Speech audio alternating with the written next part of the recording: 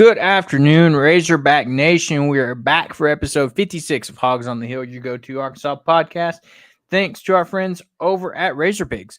Looking good never felt so fun. Razor Pigs is the Arkansas-born brand, bringing some serious style to the golf course, tailgate, and everywhere in between. From their high-quality polos to their head-turning hats, they've got what you need to rep the natural state with pride.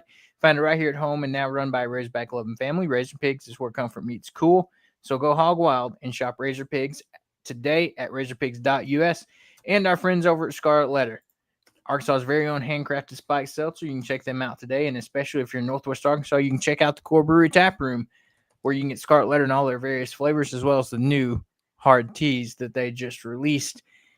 And guys, last week it was ironic enough, we all texted each other as soon as we jumped off our stream about watching the Major League Draft. What happens? Both Zach Root and Davalon get picked, back-to-back picks, not far after we jumped off. Yeah, man, and that's kind of my fault. I was like, they're gonna go in the second, third round. I don't see that happen. And what do you know? LA loves some Hogs, I guess. I don't know. Taking two picks back to back and choosing two Razorbacks, that's something else. I mean, that's kind of a testament to what David Horn's putting on, building over here in Fayetteville. But still, I mean, my bad, guys. Yeah, I thought it was just hilarious that we, as soon as we did that, it wasn't maybe 10 minutes, I get the notification, two Hogs drafted back to back. And I was like, you've got to be kidding me. Yeah, I mean, we've been on the show for 2.5 hours, so I get it. Everybody was a little fatigued at that point, but yeah, it's it's pretty great for Zach and Charles to get drafted the same place. I'll probably be playing. I might even be playing in rookie ball or AA together at the same time, so that's pretty cool. And I'm sure they'll probably end up being roommates, which is even cooler. So, right? Why not? Stick with the person Yeah, but that'd be cool to get to go through that experience together of playing rookie ball, and whatever it may be through their journey of becoming pros. But now kind of we got an idea of things about what the roster will look like next year. With the guys that we've seen drafted, and so let's quickly run through all of Arkansas's draft picks. So obviously Gage Wood drafted the Phillies in the first round. His slot value there, $3.49 million. So congratulations, Gage Wood, becoming a millionaire real quickly. Vahiva Loy, first round to the Orioles, and the 31st overall pick. His slot value at $3.04 million. Zach Root, who we just got talked about, first round 40th pick to the Dodgers, slot value of $2.44 million. Charles Davalon, the pick right after that. The 41st overall pick with a $2.39 million slot value. Christian Fouch goes in the 5th round to the Red Sox. Slot value $479,000. Aiden Jimenez, I think a surprise for some people here in this spot. Go in the 5th round to the 158th pick to the Royals. Slot value of $434,000. Landon Battlesheets going in the 6th round to the Atlanta Braves. His slot value $338,000.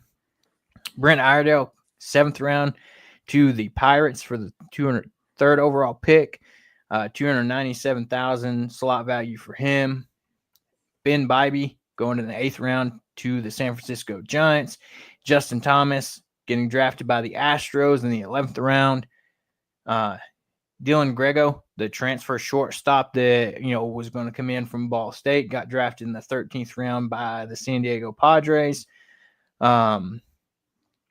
Freshman, Arkansas's lone freshman that got drafted out of its class that's going to not make it to campus.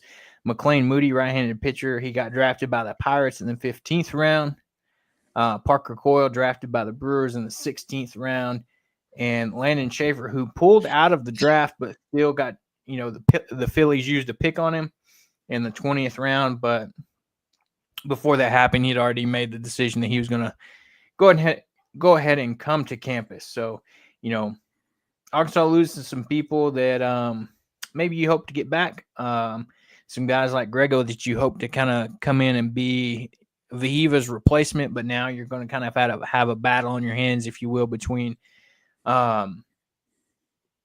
a few guys that are going to, you don't know what you have. You got TJ Pompey, Nolan Souza, and a handful of other guys that now will be competing for that job. Yeah, I just want to say one thing. The MLB draft is so damn confusing, and this whole process is so damn confusing. Like, because I mean, still, even then, I just don't understand why you have a kid who pulls his name out of the draft, and then you still draft him at the same time. You know what I'm saying? That's just like super weird to me. But then I think they got 20 rounds, so it's like, hey, if you waste a pick here, it's not exactly like the end of the They're world. going to get that pick back. It's why they did that. Really? Oh, because of there you go. Too damn confusing. Like, I'll let you baseball guys figure it out, and I'll just see what the end result is and then go with it. Other than that, I ain't going to try and figure that out, man. So yeah, it's Aiden Jimenez, a big surprise there in the fifth round. That's a shocker for me. There's no doubt that he is gone. You don't pass up on $400,000+. If you do, you just give it to me next time. But so, but yeah, and then Vital Cheese in the sixth round just shows you how talented our starting rotation was this year. That's 2 first-round picks and a 6-rounder in the starting rotation, and more than likely a first-round pick in next year's draft as well in that rotation at Gackle. Then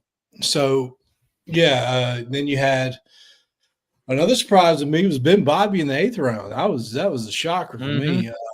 Very surprised by that. Happy for Ben because that's $200,000+ going to him. He's not coming back because I don't think he knew he was going to get drafted that high. So I thought Bobby would for sure be back next year, but 8th round pick, he's out of here. So good for him. And then you got Justin Thomas in the 11th round. That's probably not coming back. I hope he does, but very unlikely that he comes back in my mind. And like you mentioned, the transfer from Ball State, losing him, that hurts a little bit. But, when you talk about really, I want to point out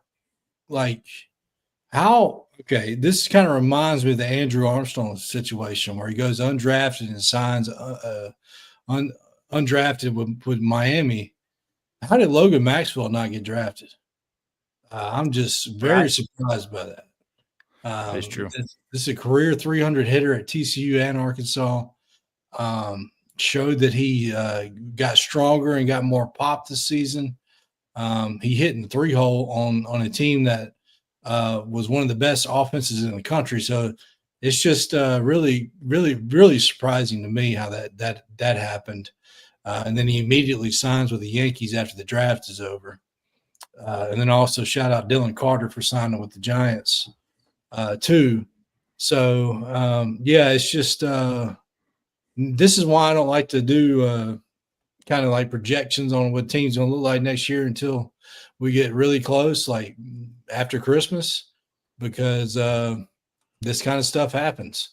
Luckily for Schaefer, he is coming to school, and he told teams he didn't want to. He was going to go to Arkansas, so good for that. And just 11 players drafted. That's pretty incredible. You can't take that for granted, and just goes to show the powerhouse that we have in Fayetteville. Exactly. It's like Transplant Texas said here, in the end, Arkansas players drafted did surpass Rocky Top in California high school. Am I right? So, and then he also said, Austin, let's just grab our popcorn and listen. So let's just grab our popcorn. Yep. But I mean, like if we'd have waited a little bit longer, it'd have been like super drama. We probably would have had a huge reaction because we're like, you know what I'm saying? Because it was already history that they had 2. Yeah. Well, yeah, but it was already history that they had 2 go in the first round. 4. I mean, they quadrupled the amount they've ever had before. I mean, that's just amazing. And we kind of missed that opportunity. So Goes to The show you popcorn would have been flying, is what I'm saying. Goes to show you this was the best team that we've ever had. And it's just unfortunate it ended the way it did. Yeah. 100%. But after the draft, Arkansas did get some good news when it comes to their pitching staff with the addition of Oregon State transfer right-hander James DeCramer. He announced his commit to Arkansas on social media. He'll be a redshirt sophomore with 3 years of eligibility remaining. Last year for Oregon State, he appeared in 14 games, 3 starts for the Beavers.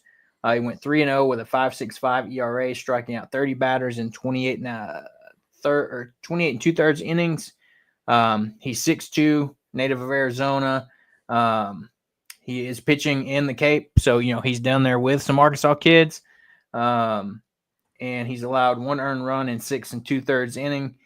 Perfect Game had him ranked as the number 105th overall player in the class of 2023. So, a guy coming in, as we just alluded to, that starting rotation is wide open right now for the most part. You got an idea of, Geckel, Gibbler probably is going to be 2 pieces of that, but, you've got a third spot that you don't really know right now. And here's a guy coming in, young, can develop with Matt Hobbs and our fantastic facilities that we have there. And, it's like those 2 guys that we talked about. Aiden Jimenez, it was a toss-up, surprise to see him drafted that early. And then Parker Coyle, a guy that, it was interesting to see if he still could be a guy that may decide to come back to school. I doubt it, but, guys still have a little bit to sign their contract. Pitch me one single time in the College World Series, I'm out of here. Yeah. And so Arkansas did pull an arm from additional arm from the transfer portal, along with not to mention Jackson Wells from Little Rock got drafted as well, so he won't be making it to Arkansas. You're going to have McAvane from. Let's see. This is why I don't like getting excited about transfers until after the draft. Yeah. He said, "Yeah." I'm telling you. Dude, So it looks like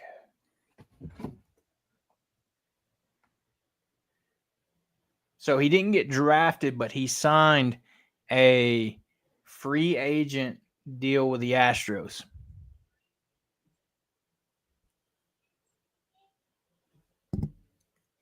I don't know. He signed, so he's done. If he signed, he signed the dotted line, he's out. So, I'm not going to say it wasn't a smart move, but he's getting the opportunity to try to live out his dream as pro ball. But for signing a free agent deal, he probably could have made just as much, or if not more, at Arkansas and NIL, and gotten to come play here and develop with Matt Hobbs and potentially get drafted and not be a free agent next season. But his decisions. Like Hobbs said, he signed that dotted line. So in all intents and purposes, time to move on. Next man up in the portal, or on the roster in the recruiting class, whichever it may be. I'm wondering if there's some kind of.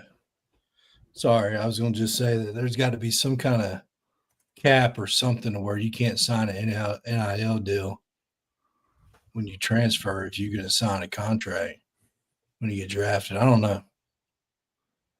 But I don't know. I'm going full cone hat conspiracy on you. I think they saw Arkansas have one of the best teams in baseball history this year, and how close they got to it, and maybe I think made a deal with the MLB to try to steal all of our guys. You know what I'm saying? I don't know. That's what I'm thinking.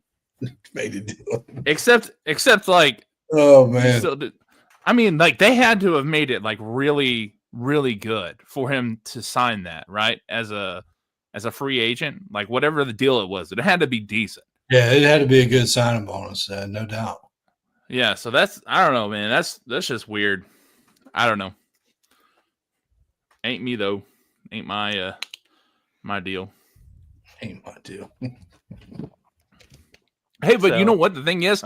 If there's more than 6 digits on a check, it'd be hard to say no. I can't be mad at them for taking the money because when you see it right there in front of you, it's hard to say no. You know. You don't even have to be 6 digits. That 5 digits may talk.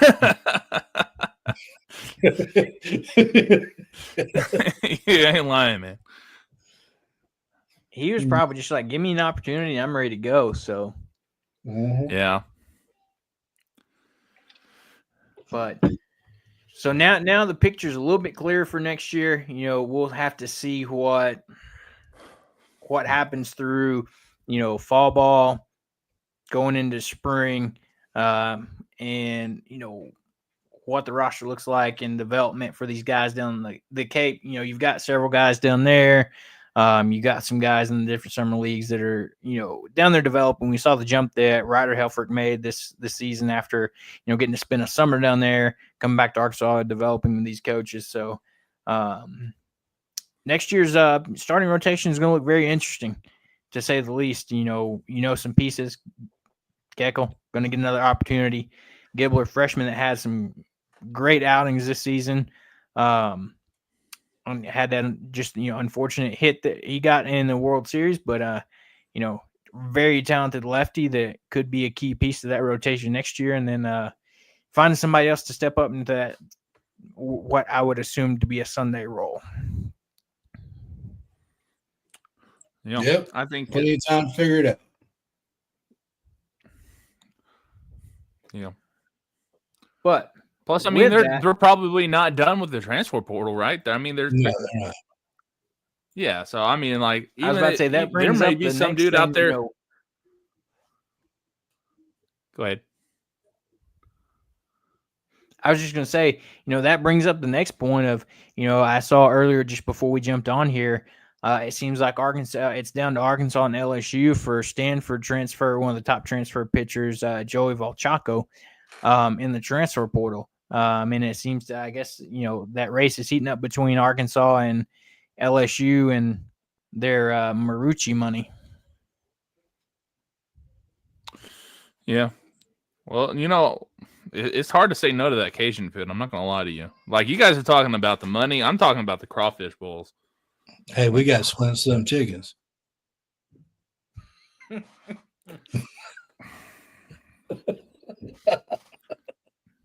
I'm just not gonna respond to that. Like, Slim is good, but dang, like, I don't know. Have you ever had like a true Cajun crawfish bowl? I'm not a big crawfish guy. Let's go ahead and move on to the next point. And the shrimp. Hobbs and I gonna get in a fight. I'm at the top of the food chain. I don't need to be feeling stuff. Hey, the biggest animal in the world, what does it eat? Krill. I'm just saying.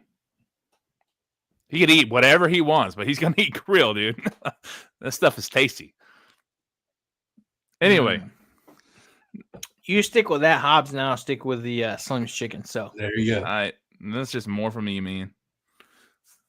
But Transplant Texan said, so Baby Aloy has found his bat this summer, picked up from the downturn late in the season, postseason, doing big things down in the Cape, and you love to see it. And Transplant Texan also said, had the mud bugs once. Let's just say I haven't shot them again. Y'all ain't had the right ones, I'm telling you. Oh, man. Hey, I'm like Hobbs. I've fallen into the category, as Hobbs was talking about. We have some friends that they do a yearly crawfish shrimp boil. I'll eat the little sausage, the potatoes and stuff out of it, but you know, I'll leave the other stuff alone. No, I'll tear the shrimp now. But bro, you got to hook me up with your friend, and that's what I'm thinking. That's what I mean. Say, hey, I got this buddy I do this podcast with. I'll come in, I'll take your share of the crawfish, dude. I might have to make that happen, but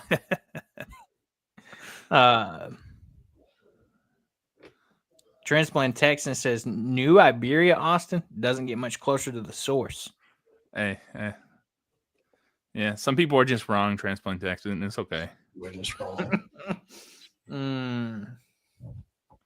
Anyway, enough about crawfish and mud bugs. Yeah, And don't we have some running backs to talk about? Come on, man. Yeah. exactly. You read my mind there, Hobbs. Time to move on to the main event tonight. Arkansas's running backs for 2025.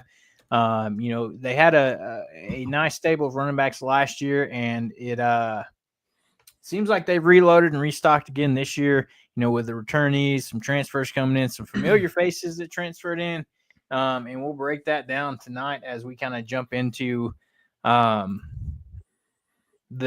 guys on the roster. And I mean, part of that all starts with a guy that, as Hobbs described kind of last week, is he staying or is he going? Yeah. And, that's a Arkansas kid that, showed out a little bit last year, helped kind of secure that win against Tennessee, and filled in for Jaquindon Jackson during his injury. And that is one Braylon Russell. So in 2024's freshman season, had 67 carries, 354 yards, 3 touchdowns. We'll have 3 years of eligibility left. But, a guy that there's a lot of hype and wonder to see if he's going to be the guy that kind of steps up to take that RB1 role. They're probably going to use a handful of guys here, but, can he get to that next level? I think he's one of the probably top running backs in state that Arkansas had in a long while. He's listed at 6'1", 238 this season. They slimmed down a little bit from last season. They said he's kind of gotten in better shape, toned up a little bit, and ready to kind of have a breakout season, if you will. Yeah, man. I don't know what to think about like him starting, mostly because it did feel like he kind of got worn down after a while whenever what's his name? Jaquindon Jackson whenever Jaquindon Jackson got hurt, it did feel like he worn down, but like you said, he has slimmed down a little bit. I'm hoping that maybe he's got a little bit more conditioning in him and stuff like that. But the thing is, I mean, we'll talk about him in a minute, but he's got some guys behind him that can really, help him out, especially if they stay, relatively healthy.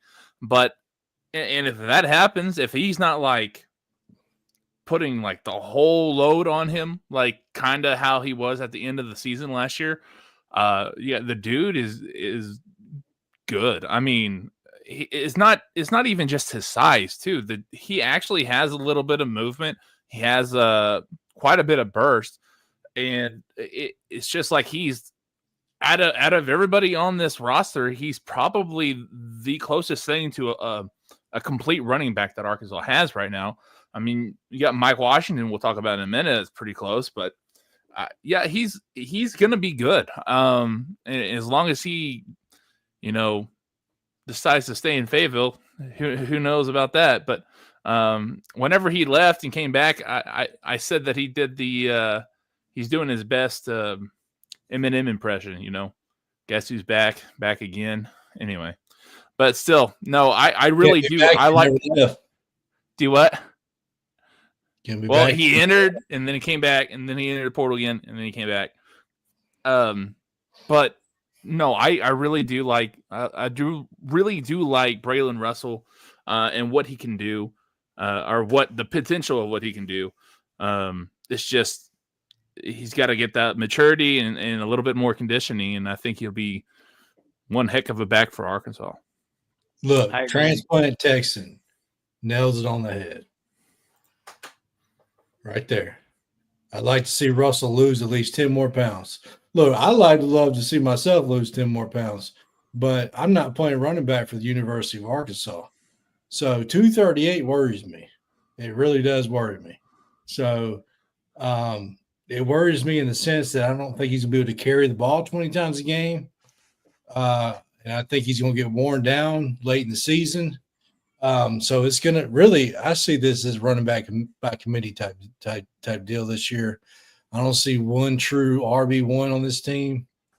So it's really a committee at this point. Well, now I do like our scat backs. I think Green and Rodney Hill are very complimentary to Washington and Russell. So I don't know. I don't have that. Oh wow, we got Jaquindon Jackson type feels this year. Now I think our running back room's a little bit deeper, so we can play that committee role. But it really worries me because I saw the kid get worn down. He only carried the ball 67 times last year, and he looked worn down. So, and I know he was kind of only back there at the end, healthy wise. Everybody was banged up, but yeah, I like Braylon Russell, I do. But ever since that, I don't know if I'm gonna stay, I'm gonna go type thing. You're gonna prove to me something. So to relieve a little bit of your stress, I want you to think about a recent Arkansas running back we had that was also a big dude by the end of his career. I mean, Rocket Sanders was pushing 230 his last year here. I'm pretty sure it was 225, 230. I saw the explosiveness from him. Well, I haven't seen that from Braylon Russell. Yeah, I don't think you necessarily had the opportunity. I mean, he did have that massive run. Who was it against? Was it against? It was against Mississippi State. Yeah, he had a massive run against that. I mean, so anyway, but what I'm saying is, it matters more about conditioning than necessarily like the weight. And if he's dropping late and gaining muscle, then there's a little bit of. But here's the one thing that I am worried about that I didn't cover a second ago, but you kind of made me think of it, is that year that Rocket Sanders was that big, he was injured more than any other time he had in his career. And the following season, he transferred to South Carolina.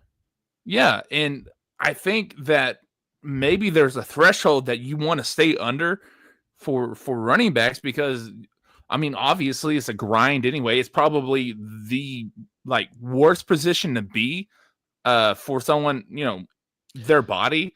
Yeah. And if you're pushing that much weight, like think about how much pressure or how much force you have to make cuts and stuff like that. And the thing is, these guys are able to do that type of stuff with guys who are smaller than them. But I'm just kind of worried about like the pressure on his joints, and whenever he hits people, it's going to be harder, stuff like that. That's kind of more or less what I'm worried about. When it comes to that, I think he can be a little bit, more in shape with being at 238. But anyway, yeah, that's kind of, I forgot to mention that earlier, but you made me remember that. And kudos to him, losing 10 pounds. He may look like a different player now. But I was about to say, put it in perspective, they had it. I went back and looked. They had him listed at 253 last season. Yeah, that's too big. That's so. Yeah, and that's the official listing too. That's not even who knows the ups and downs throughout the season of the fluctuations as well. I just don't want to see our quarterbacks and running backs that big. Reminds me of KJ Jefferson being that big. Eating Skittles on the sideline. What are we doing? Are we here to play football or what? Hey, yeah, I don't know, but I'm not. I don't know. Is it? You get that one kid. I don't remember who he played for, but it was like some semi-pro league where had that guy who was like 400 pounds that played quarterback. Yeah, but he was actually good. That boy from Kentucky. KJ wasn't that bad. KJ wasn't that bad. I don't know what you're talking about. I mean, he was all right, and then he just fell off the cliff. Yeah, but I think that had more to do with a lack of humility problem, not with wanting to be better and get better. I've never seen somebody go from great, really good to just fall off the cliff every single year. That's the craziest thing I've ever seen. And that's, I mean, and if we're talking about like attitude and stuff, I mean, you saw kind of that kind of play out last, in the spring or I guess winter still, with jumping in and out of the transfer portal. I really, really hope that somebody with, a good understanding, what's best for him kind of thing, in his ear to keep him from becoming something like what KJ ended up becoming. You know, And that's what worries me. Like the moment that he gets lowered on the depth chart, say Washington or he'll start to run the ball better, and he gets lowered on the depth chart, he's just like pout and quit, or accept that he's got a full season with the Razorbacks and to try to work his way back up, or what? Because we're going to need to be able to run the football. We'll see. And the thing is, I mean, we don't know how he's going to react. He may be like, he may have matured more and he has a little bit better, outlook. He doesn't have like blinders on. He's just looking at one certain thing. So I'm hopeful for it, but again, just kind of a little bit cautious because you saw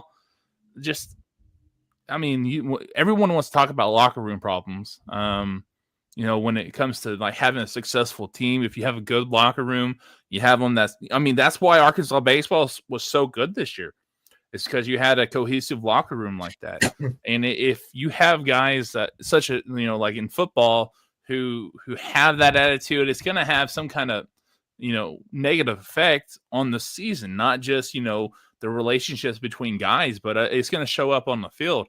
And I'm not trying to, I'm not saying this is what's going to happen. I'm just saying we saw some signs of it. I'm really hoping we got that nipped in the bud before this happens. And whenever adversity does happen, I really do hope he stays the course and, puts his nose to the grindstone and keeps pushing because the dude's talented. I mean, for real, like the kid is insanely good. I think he just needs to focus on that instead of all the extracurricular stuff. And then he'll be golden. I was about to say, at the end of the day, he wasn't ranked a 4-star for nothing. Right. But what you guys are talking about, KJ, maybe with the Skittles, he was just wanting to do his best Marshawn Lynch impression. So yeah, but Marshawn Lynch would actually go off. Yeah, and run fair through enough. He need to get in one of those gators. We need Marshawn Lynch on this running back crew right here. But like Transplant Texans said here, unless Russell is being set up as the power back, no reason to keep those pounds. Power back's less likely to be RB1 in the SEC. He's not wrong. So we'll see. The guy that we kind of hinted around that transferred in that's going to probably challenge Russell for a lot of those touches is one Mike Washington Jr., transferred from New Mexico State after spending 3 seasons at Buffalo. Last season for New Mexico State had 157 carries, 725 yards, 8 touchdowns. Does not have 3 years of eligibility left. Typo on my part. But a guy that's coming in 6'2", 223, so very much same style, size as Russell. About those 10 pounds lighter like we were talking about. And have been hearing great things about him out of the out of spring ball. And if he turns out to can play in the SEC, Russell breaks through that next level. You could be talking about a dangerous 2-headed monster here with these two guys. Look at the way he's built. That's what a running back is supposed to look like. That dude right there. Listen, this is he's the most excited I'm running back. I'm most excited about because he just looks the part. Has he done it in the SEC yet? No, but he looks the part of a running back. If you look at the stats, that's pretty good stats a year ago. So I'm excited about him, and I've been running like crazy with him in the college football game. So I already know he's capable of doing it. I want to see it in real life, though. Yeah, I'm not like whenever Jaquindon Jackson came in, I was much more excited about no doubt. That transfer, right? And I think other than the injuries, I think the one thing that held Jackson back was his mental mistakes. I mean, like go back and watch any of those play breakdowns with the 4th and 5 podcast. What's his name? DJ Williams. Those film breakdowns and stuff like that. Go watch any of them. I mean, you'll point out 2 or 3 plays where you see Jaquindon Jackson just not know what to do. And I mean, you kind of saw that. Like how many times you saw a play action where they faked the handoff, but he went the wrong way for the fake. and then or like completely just didn't do anything whatsoever. Or there was one that I watched a few days ago that him and Ken Kelly, I think that's his name, the coach, the high school coach at a Pulaski Academy, the famous one. Anyway, there was one play where it looked like he was just running a completely different play and it screwed it up, and it was a fourth and one play against Tennessee. And it's like, you can't have that. This is where Mike Washington can make a completely different step. And the thing is, he's gone, he's worked his way up from going from like I don't know if this is a JUCO or not, but North Syracuse, whatever that is, to New Mexico State. Yeah, Kevin Kelly. Yeah. So going from that JUCO or whatever it is to New Mexico State to now to Arkansas, he knows what it's like to move up that ladder, and you don't move up that ladder unless you get, the game plan and you get the offense whenever you go to each new step. Now, Bobby Petrino's offense is very complicated. So I'm hoping he can make that step that Jaquindon Jackson didn't. And the thing is, if you know the offense, you're going to be way better than the dude who didn't know the offense, even if you're not as talented. And here's the thing, too. You look at it with all those things that you just talked about with Jaquindon Jackson. He still had a pretty great season up until he got hurt. He was, scoring touchdown after touchdown up until, he had those nagging injuries catch up with him. So, if you can improve upon that here with a guy like Mike Washington, it's could be very impressive. I'm excited to see what he's going to do. It's like Hobbs said, he's impressive in the game so far with the ability he has, and things like that. And so, we talked about our two bigger backs. The next guy that you have on your roster that can kind of be your change of pace guy is, we'll look at the rest of these guys. Rodney Hill, guy, redshirt sophomore last season for Arkansas, appeared in 10 games, made one start for Arkansas last year after transferring over from Florida State, had 28 rushes for 184 yards, 2 touchdowns. Also had 8 receptions for 68 yards as well. A guy that can definitely come in, be a change of pace, be that receiver out of the backfield that, you can, run those plays that, he can be a safety valve. Not saying these other two guys can't, but, he's got a little bit more of the speed, quickness, elusiveness that these other two might not have right off the bat. Yeah, he kind of reminds me of Traylon Smith, like a lot, like Traylon Smith, having that kind of like Darren Sproles type role on a team, and I think that's one of the things that Arkansas hasn't done a very good job with is utilizing their speed guys like Rodney Hill out of the backfield in the passing game. Like, they just haven't really had that. Like, they did it a little bit with Dominion, but I mean, Rodney Hill is a super quick guy. I mean, I think like having him go on like the famous wheel route against Alabama with Bobby Petrino. I mean, like, I want to see some of that stuff, but you also have to have a quarterback that wants to throw those too. And Taylor Green, really likes to go downfield. He really likes to push the chains. So I don't know if they're gonna, cross over into that realm like I would like to see him do. But Rodney Hill, for being as little as he is, because he's like, 5'10", 195.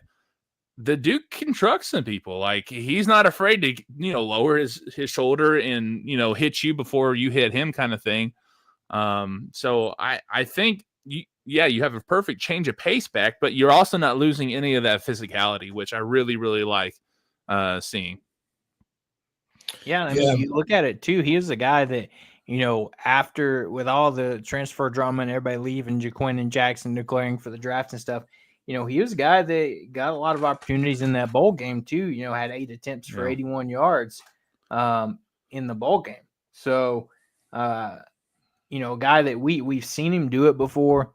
We've seen him carry the load. So, a guy that has us there. If you remember, he almost had the opportunity to score a game-winning touchdown at Oklahoma State if the ball was thrown to him. not behind him, not an inaccurate throw. So he's a guy that's shown he can make these plays, has the speed, has the elusiveness. And to your point, we'll see how much he's utilized in that fact of line him up backfield, running the halfback swing, have him run that wheel route you were just mentioning. A guy that can stretch the field whenever maybe Braylon Russell or Mike Washington needs a break. Yeah, these are definitely guys that are going to really be a big impact. And Rodney Hill and AJ Green, I've seen both of them take a kick return to the house for a touchdown. So that just shows you the type of speed that they have. And these guys are going to complement Washington and Russell a lot. I'm hoping they both can stay healthy. And I always remember that AJ Green play where he catches that ball against A&M and the guy basically pushes him forward, and he's off to the races. So, but yeah, I'm excited that they're here because we need that kind of speed. Yeah, and so we'll talk about the guy that Hobbs just hinted around about, AJ Green. A guy that left after his sophomore season at Arkansas, or his junior season, went to Oklahoma State, ends up having an Achilles tendon injury during spring practice after transfer and missed the season last year. Into the transfer portal again. Well, Coach Pittman says, come back home. Head back to Arkansas. We'll find a spot for you. Initially it was being reported that he was going to suit up as DB for Arkansas, but, they've got him listed as running back on the roster. He's redshirt senior this year, so this will be it unless he can get some type of medical redshirt waiver. But 5'10", 210, like we were talking about with Rodney Hill, same type of player, change of pace, skill guy, has the speed, has the agility that he can make plays out of the backfield and in other areas of this game. I'll be interested to see, we're talking about all these guys. I don't know how much we'll see 4 deep, but would love to see AJ Green get some playing time this season because, a lot of people talked about it before he left, that he wasn't necessarily being utilized properly. And I agree with that. I mean, you had a guy that was super talented. It was the year, I believe, that Rocket was hurt a lot of the season, so AJ Green was having to step up a lot. Well, he was having some success, but he wasn't being, in my opinion, putting the best, scheme fit to have success. Yeah, and a little bit has to do with because you also had like Rashad Dubinion there too, and they were the exact, I don't want to say exact same type of back, but they were both change of pace type guys, quicker, and stuff like that. It just didn't work. In Arkansas, if you look back through the years, they always have 2 big guys, 2 ground and pound guys, like they do this year with Russell and Mike Williams. Or Mike Williams. What did Washington. I said Washington. Mike Williams. You said Mike Williams earlier. And so Mike Washington and Russell, and then you got Rodney Hill and AJ Green as your change of pace guys. But no, I really did like what AJ brought because not only is he,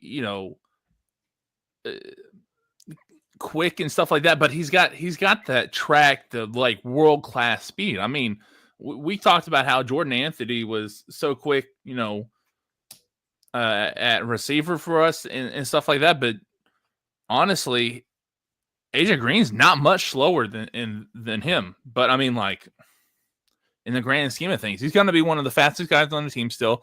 Here's what I think is crazy. He's gained 10 pounds since the last time he was here, though. So I'm wondering how that's going to affect him. And apparently he lost an inch, but, I don't, who knows about that.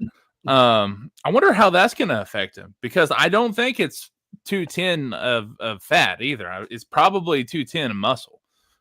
So maybe he can actually, border on that ground and pound type of back too. So we'll see what happens. But I don't have the worry that we won't see AJ Green this year. they usually run a, top two, then a change of pace guy, and then one guy who comes in for like 5 snaps a game. And I think that'll be AJ Green's role. Here's another question about these running backs, right? Because we've got a quarterback that ran for 700 yards, and he's probably going to do it again, if not more, this year. So another question is, which running back are you going to have back there that can handle option, read option very well? And number two, which one can block the best? That's another one where that's going to be a big part of playing time as well for these guys. Exactly. That's true. Mean, if you're not able to, in a sense, work with Talon well on, be able to be kind of on the same wavelength on, hey, you're lined up with him, whether you're behind him in the backfield, beside him in the backfield, kind of reading that defense, being able to understand, all right, this play more than likely the way these guys are pressuring, Talon's probably going to keep the ball and it's going to be a fake to me, or, hey, the way this is lined up, that ball's coming to me, so I'm going to go make a play.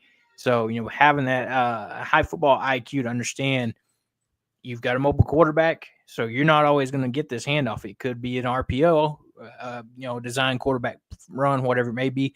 And if that's the case, get out there and, put some pads on people and make a hole for Talon to run through. So, that's going to be very key because, as we've talked about many times before, the Petrino offense is one that can get complicated at times with, guys' roles, what they're supposed to be, where they're supposed to be at, what they're supposed to do, things like that. So it's going to be interesting to see, out of these four, your majority of the carries are probably going to go these two guys. You're going to see these guys on a handful of plays, depending on the personnel setting, what type of, are you going a empty backfield type of situation, whatever it may be. So that's going to be probably your four that you'll see. Arkansas does have some talent in their freshmen that they brought in this season between Markeelan Batten and Cam Settles. So two guys that will kind of, opposite of each other's, if you will. So Markeelan Batten, a guy that is very much falls into that category of Rodney Hill, AJ Green-esque, 5'10", 180. So smaller, quicker type of running back. 4-star prospect, according to ESPN, 3-star by 247 Sports Rivals, and on 3. He was rated the number 18 athlete in the class of 2025 and number 44 prospect overall in Texas. He comes to Arkansas out of Atlanta, Texas, attended Atlanta High School, rushed for 2,217 yards and 32 touchdowns during his high school career, added 817 yards and 11 touchdowns receiving.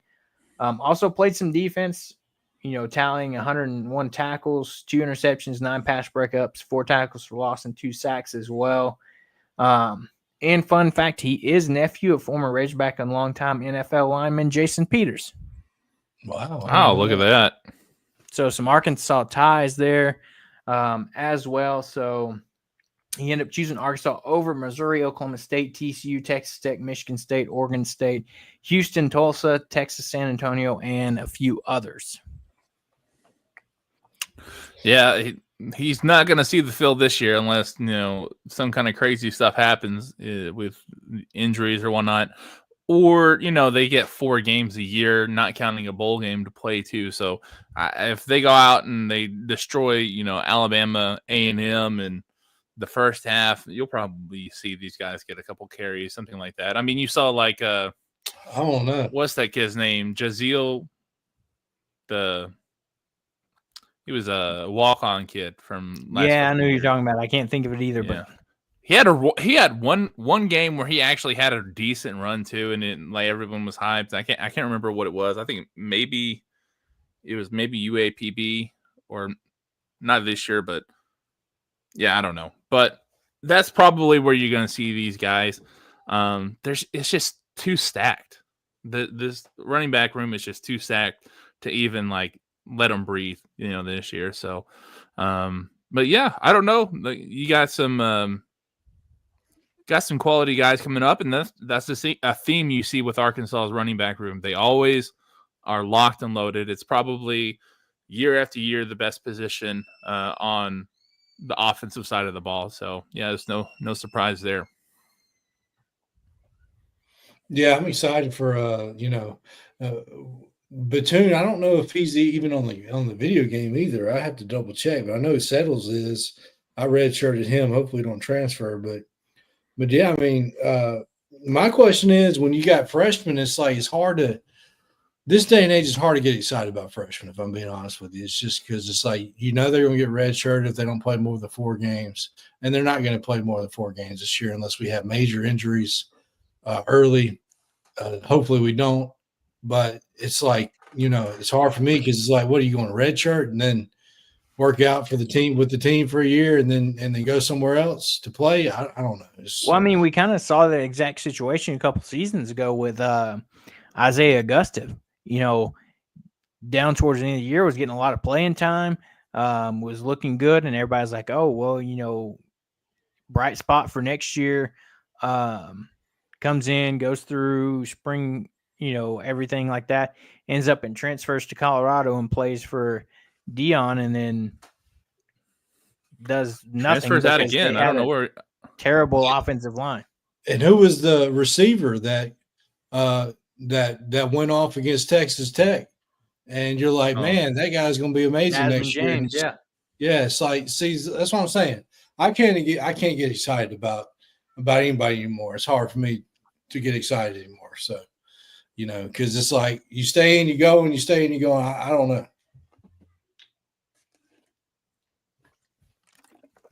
Yeah, I mean, you kind of basically every coach talked about it at SEC Media Days too. It's the having the multiple transfer portal windows, right? Yes. Like exactly. Why on earth do you have a transfer portal opening after spring ball? Like that's stupid. That like I get we're in a time where we're trying to really like let these kids have options and whatnot, but the thing is, you also gotta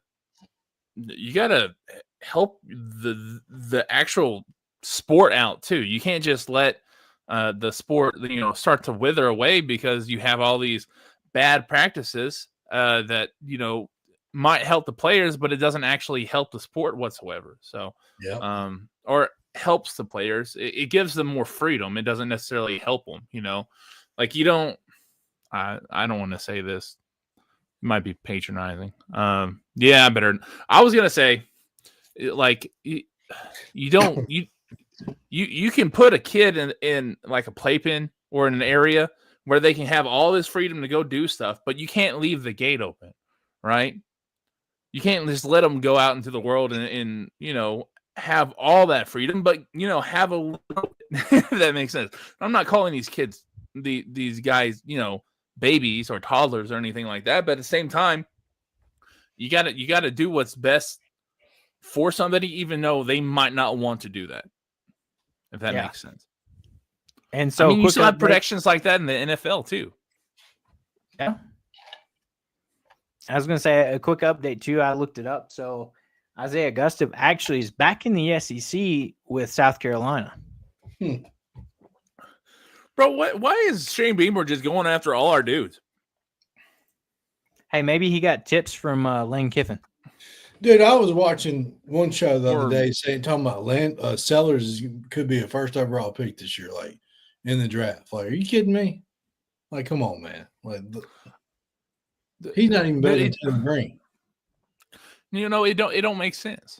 Like he is consistently on the top of all these like top 10 quarterback lists, and I just don't see it. They couldn't even beat Illinois in a ball game, man. Come on. Yeah, Illinois is not that bad, okay. But the thing is, I mean, like, I don't know if they have the offensive line to do it. I don't know what they got in the portal this year, right? But it's just that was one of the problems with them last year is they just had a bad offensive line. That's why Lenore Sellers went off so many times, is because he had to run. Now, if I were defensive coordinators, I would say, hey, rush 3, drop 8. And I think that's going to destroy South Carolina's offense. I think it's absolutely going to destroy it because I haven't seen him be able to pass like a normal quarterback would, right? So I would just say don't pressure him. Make him throw it. And I don't think South Carolina would do that good if that were to happen. Not saying he can't get better, but based off last season, I just don't see it. And I don't know if you guys saw this, and I know we're getting off of running backs, but the Andy Staples top 10 quarterbacks had Lenore Sellers and DJ Wagner, someone else up there. I mean, Lagway. Lagway. You know what? I don't do good with names. You guys know this. But yeah, DJ Lagway. And the thing is, they had significantly worse stats than Taylor Green did. And this is the second year under Bobby Petrino for Taylor Green. So I don't understand why they were like number 1 and number 3, and then Taylor Green didn't even make the top 10. Like, I usually like respect a lot of stuff that Andy, whatever his name is, it slipped my mind. A lot of the stuff that he puts out, but I'm like, dude, that's dumb. There's no way that those guys should be all the way up there, and Taylor Green doesn't even make the top 10 in that. They'll learn. They'll learn. They'll learn. 100%. But with that, children, let's go back to that playpen. I didn't mean to leave the gate open here. Back to running back. So, that's what you need to start doing, man. Just close that gate on us. So, final guy to talk about here is Cam Settles, in-state kid from Little Rock, consensus 3-star prospect from 24/7 Rivals, ESPN on 3. Chose Arkansas over Memphis, Oregon State, SMU, a few other schools. In-state kid, Arkansas is excited about you. You love to see the in-state kids come here, especially when they're, talented guys like this. I think a lot of Arkansas kids, maybe not saying all these agencies recruiting are wrong, but I mean, a 3-star guy. But from what you see on film, a guy that's very talented, 5'11", 204, kind of teeter-tottering, if you will, that line between that elusive speed type back and being a power type back with the frame and the body that he has. So again, 2 guys, like we said, probably are not going to see the field this season unless it's just an absolute blowout and Pittman wants to get them on the field for something. But at the end of the day, like Transplant Tech said, it better to have the extra ponies in the stable in case 1 or 2 go down. You don't want to ever see that happening, but at the end of the day, you'll see. And to Hobbs' point, he redshirted in the game. Who knows if he redshirts this year and decides, I'm going to go see somewhere else that maybe I have a shot at playing sooner instead of working up the depth chart because, theoretically, Russell could come back again next year for his junior season. You're probably going to lose Mike Washington.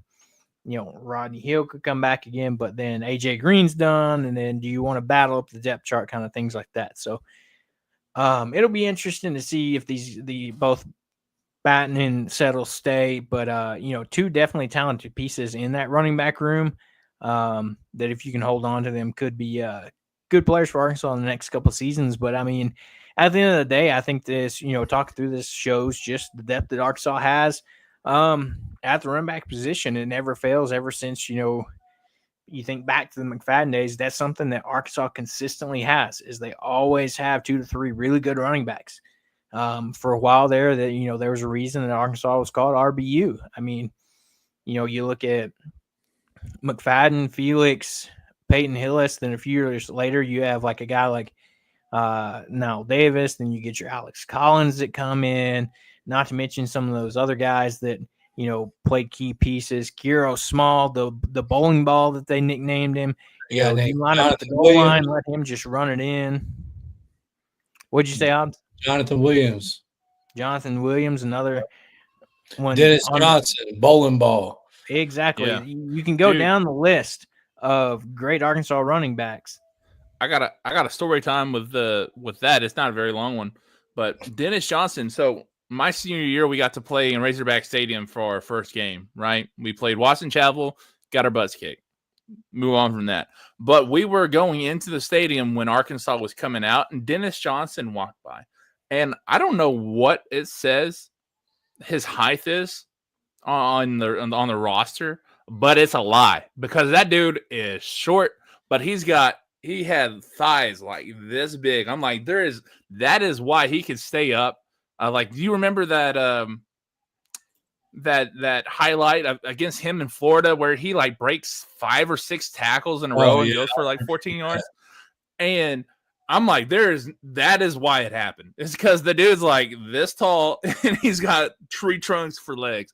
That's why it happened. Like, from then on out, like, I didn't even say hi to him, but I was like, that is like one of my favorite Razorbacks of all time. And it's somebody that's kind of a little bit underrated when you talk about Arkansas greats too. So yeah, like Dennis Johnson was the dude. I can't forget about Broderick Green as well. Roger Green, yeah. Another guy who went somewhere else and came home.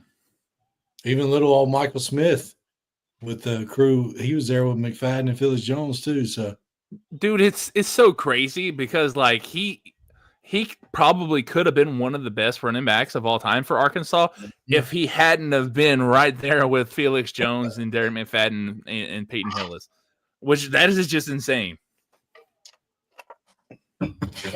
Oh yeah, another one. Rakeem Boyd too. Rakeem Boyd, forgot about him as well. Can't forget about him. Did you already say Jonathan Williams too? I mean, like, just naming them off for the last 15, 20 years, just one after another. And then you can go back further and you got like Fred Talley, Cedric Hobbs. I mean, we've had them, man. Monte Hill. What? Hang on. I don't remember his name, but there was one in the 90s that was extremely good too. So, yeah, it's just it's been like that for years. Running backs want to come here. So, and if it weren't for the crazy amount of good tight ends we've had, I'd say that's probably Madre Hill. That's so weird because his name means mother in Spanish. There we go. Madre Hill. Yeah. See, I mean, you can go back 90s, 80s. You just one good running back after another. I don't think there's been more than like 1 year stretch where we didn't have good running backs. And I can't even think of one, to be honest with you. Even Chad Morris. Chad Morris had good running backs. So, yeah. Yeah, Raleigh Williams, Traylon Smith. I can't believe Raleigh Williams, yes. Like, I was about to say I couldn't believe we've forgotten him. And if it weren't for his injury, he'd probably be right up there with everyone else that we've been talking about.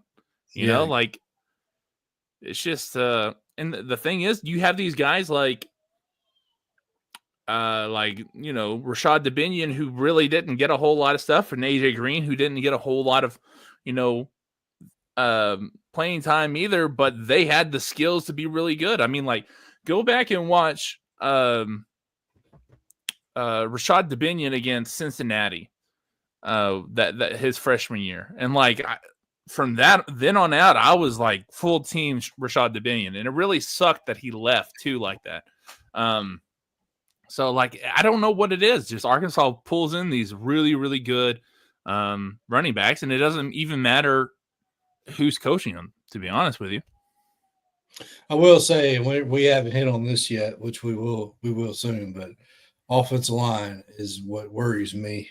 Can they run block for these guys? It's just that worries me a little bit because in the video game they're not doing a very good job. So yeah, so it's a little worrisome to me. Hey, I think when they run to the right side, I think it'll be fine.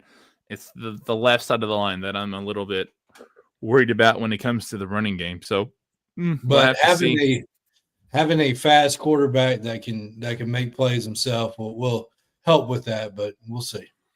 Yeah, like if you do like the zone read, to, you know, the right, and you, no matter what that defensive end does or whoever the read is on that side of the line, just make them wrong every single time. I mean, you're going to burn them.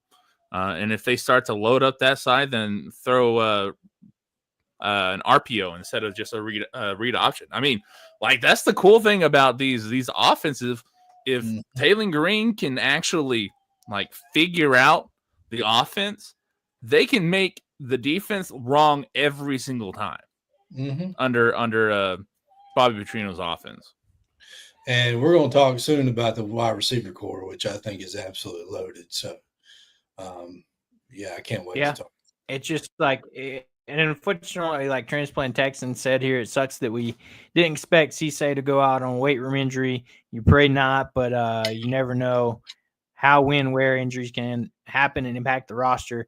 I mean, we'll hit on it just quickly, but I mean, they asked Pittman about this in the SEC media days, and he was talking about he's excited about this, the tight ends and wide receiver room between, Rohan Jones. He said he's a tight end. He fast.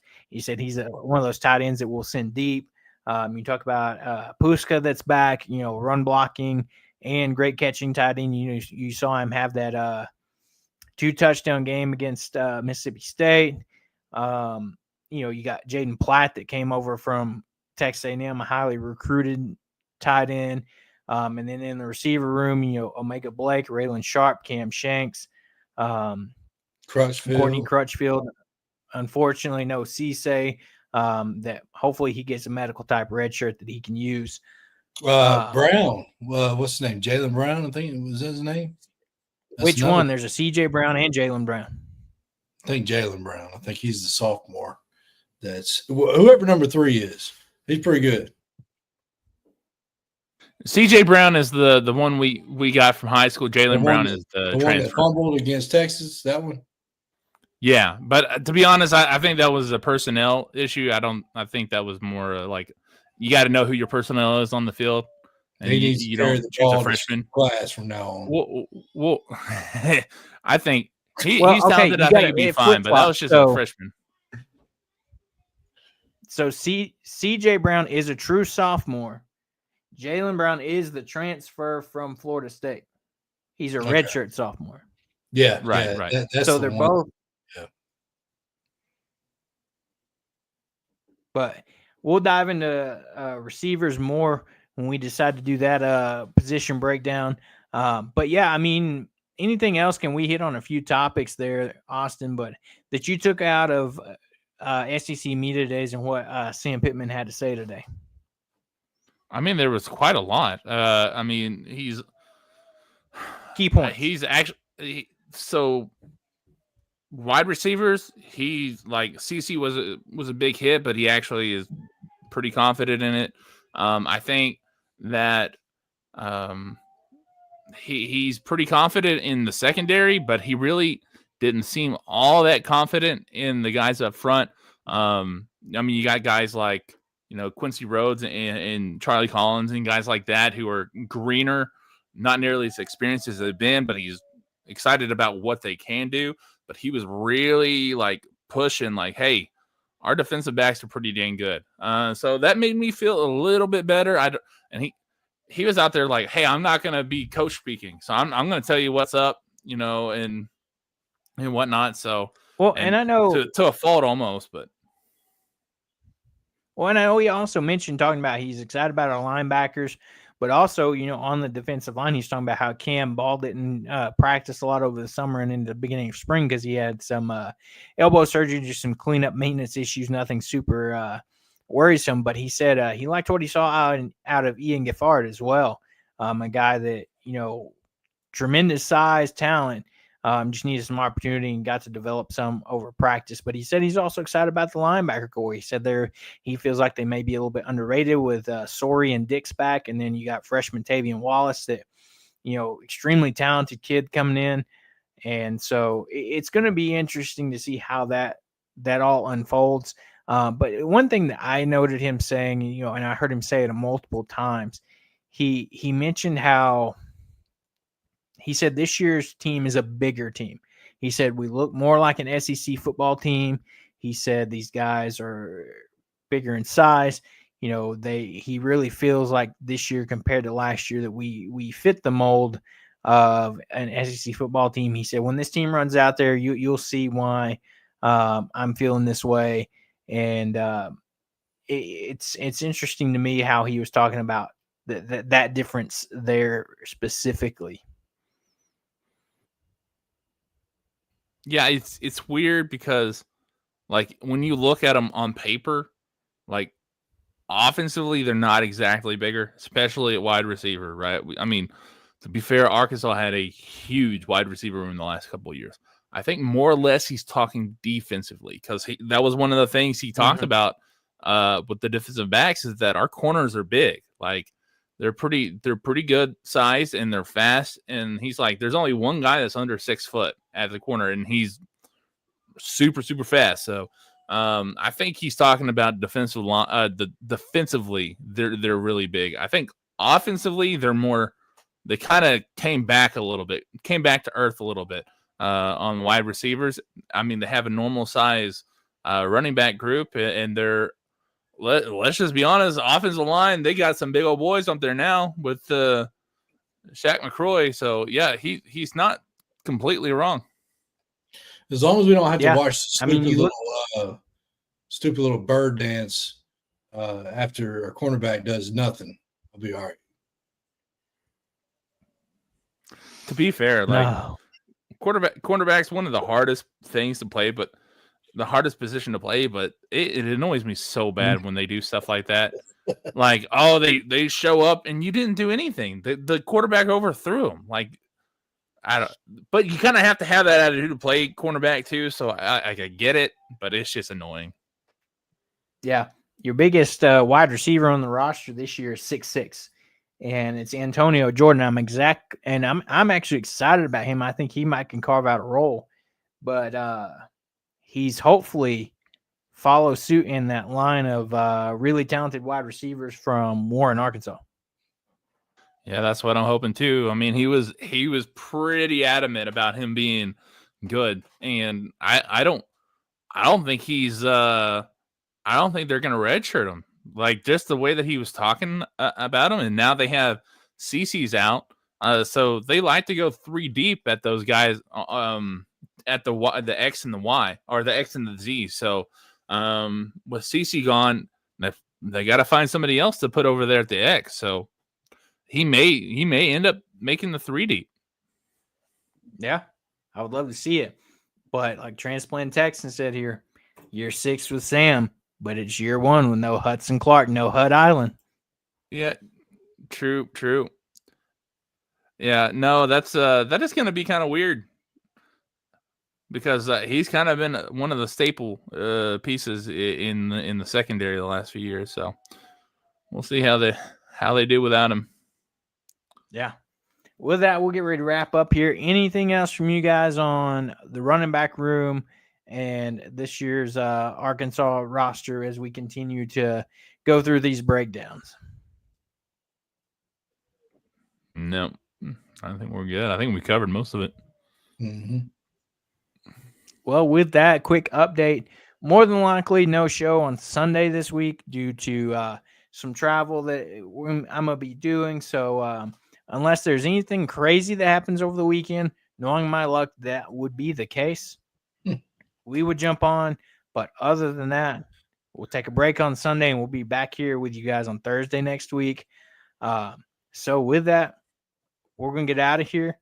Don't forget to like, subscribe to the show on YouTube, Apple Podcast, Spotify. Hit that subscribe button, hit that bell. That way you know anytime we go live. For Austin, Hobbs, myself, we're going to get out here. Everybody have a great weekend, and we'll see you next Thursday for our next position breakdown as we are continuing to go down this path. And the countdown for this football season is growing ever closer with every breakdown we do. So with that, we're going to get out of here. We'll see you guys next Thursday.